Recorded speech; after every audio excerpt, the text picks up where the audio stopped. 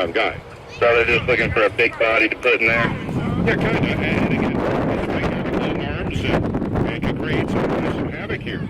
Well, I appreciate it, man. I appreciate it, Cody. Yeah, and again, I trust that this is what they do for a living. And from the results that the Falcons have had, they do it fairly effectively.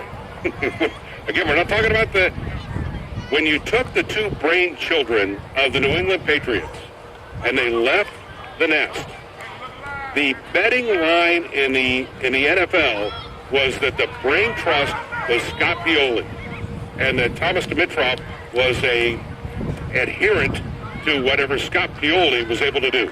And Scott Pioli went to Kansas City and proceeded to melt down the Kansas City Chiefs.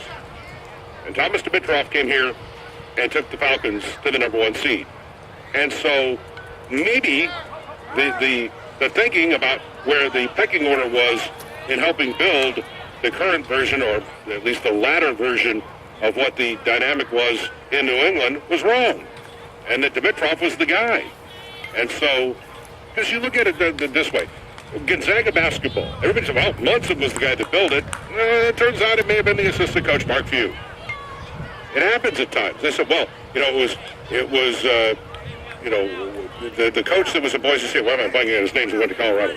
Not Haskins, but Don. Why am I blanking on his name? Anyway, Hawkins, who was at Boise State and went to Colorado. He said, well, he was the guy that built Boise State. Well, it turns out it may have actually been, the other guy that everybody was. So I look at it this way. I think that they know Mike Nolan, former head coach, and Dirk Cutter, former head coach, and Mike Smith, head coach, and Thomas Dimitroff, the brain trust in Flowery Branch, knows what they want to do. Now, would it have been nice if they had 9 draft picks and could have taken 3 defensive tackles and built an all-superstar defense? Sure. But when they're limited like this, my only guess is, without having them come out and address us, and we'll find out when they this conference of Flowery Branch, is that they really value Trufant as a shutdown kind of corner. I don't know if there's such a thing as a shutdown corner, but as a starting quarterback for a long time, opposite of Asante Samuel, and that with McClain now and Alford, you've got the nickel package, dime package potential here with this defense that will make it easier on the guys in front of them. Now, that's the only thing you can surmise here in terms of what they took.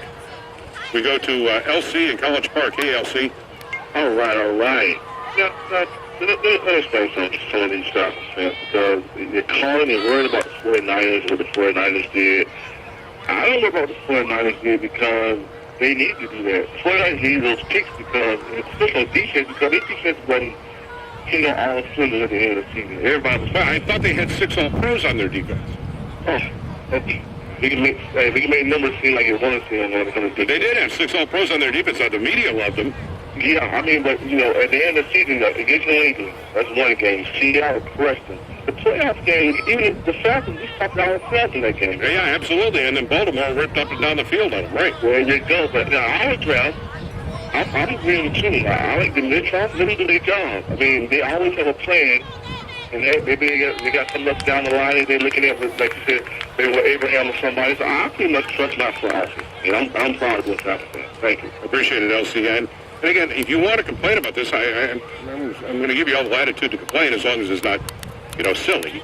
And I would have some concerns, right? And my biggest concern is when you're facing a spread offense, the likes of which Seattle and San Francisco, who you have to play the regular season again this year, when you're facing that kind of, offense here, and this read option, is that you have to account for the tight end, which they didn't do in the playoff games, and they apparently still haven't really done yet.